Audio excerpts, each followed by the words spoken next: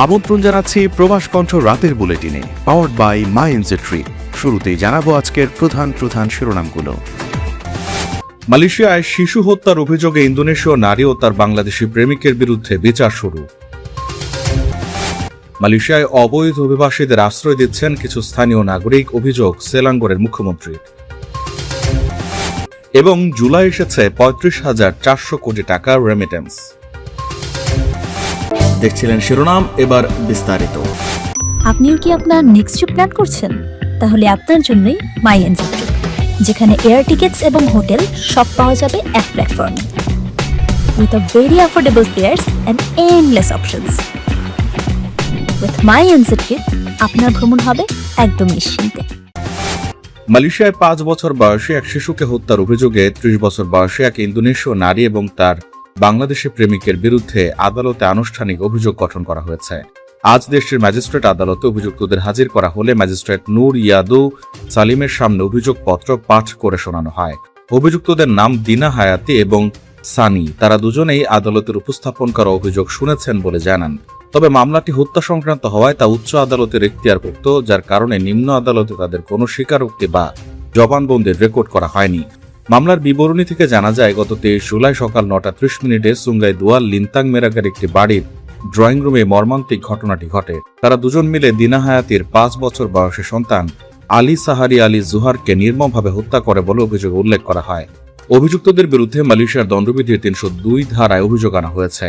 ওই অপরাধ প্রমাণিত হলে তাদের মৃত্যুদণ্ড অথবা সর্বনিম্ন ৩০ থেকে সর্বোচ্চ ৪০ বছরের কারাদণ্ড, সাথে ১২টি বেত্রাঘাতের বিধান রয়েছে। মামলাটি পরিচালনা করছেন deputy public prosecutor Mohammad Daniyal Amir Saad. অন্যদিকে শুনানিকালে আসামি পক্ষের কোনো আইনজীবী উপস্থিত ছিলেন না। এর আগে শিশুটির মৃত্যুর ঘটনায় পুলিশের পক্ষ থেকে তদন্তের সুবিধার্থে ওই নারী ও তার বাংলাদেশি প্রেমিককে গ্রেপ্তার করা হয়।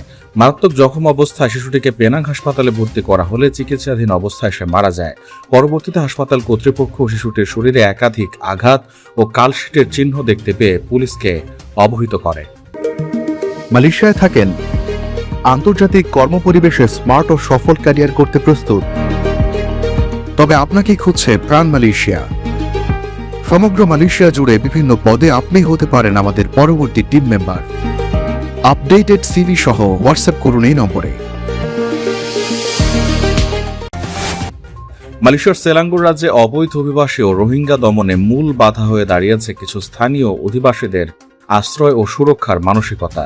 কিছু স্থানীয় বাসিন্দাদের সাথে অবৈধ প্রবাসীদের অনুচিত আতাত বা যোগসাজশ থাকায় আইনশৃঙ্খলা রক্ষাকারী বাহিনীর পক্ষে কার্যকর পদক্ষেপ নেওয়া কঠিন হয়ে পড়ছে বলে জানিয়েছেন রাজ্যটির মুখ্যমন্ত্রী দাতুশ্রী আমির উদ্দিন শারি।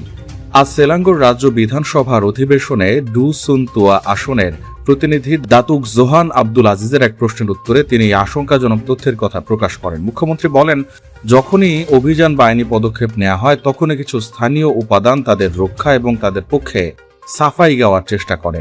এটি একটি অপ্রিয় সত্য যে কিছু স্থানীয় অধিবাসী এবং এই গোষ্ঠীগুলোর মধ্যে অনৈতিক আতাত রয়েছে। তাই শুধু অবৈধ অভিবাসীদের বিরুদ্ধে ব্যবস্থা নিলেই হবে না, বরং যারা তাদের এই অসহায় অবস্থার সুযোগ নিয়ে আশ্রয় দিচ্ছে বা সহযোগিতা করছে তাদের বিরুদ্ধেও সমানভাবে এনফোর্সমেন্ট অভিযান চালানো উচিত। অধিবেশনে মুখ্যমন্ত্রী স্পষ্ট করেন, রোহিঙ্গা সম্প্রদায়কে যে কার্ডগুলো দেওয়া হয়েছে তা মালয়েশিয়া সরকার ইস্যু করেনি, বরং সেগুলো জাতিসংঘের শরণার্থী সংস্থা UNHCR থেকে প্রদান করা হয়েছে।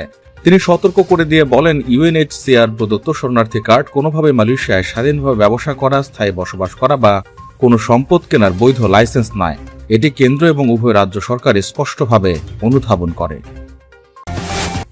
চলতি 2026-27 অর্থ বছরের প্রথম মাসে প্রবাসী আয়ে বড় ধরনের গতি লক্ষ্য করা গেছে। গত জুলাই মাসে ব্যাংকিং ব্যবস্থার মাধ্যমে প্রবাসী বাংলাদেশিরা দেশে মোট 286 কোটি মার্কিন ডলার পাঠিয়েছেন। প্রতি ডলার 123 টাকা 83 পয়সা হিসেবে দেশীয় মুদ্রায় আয়ের পরিমাণ দাঁড়িয়েছে প্রায় 35,400 কোটি টাকা।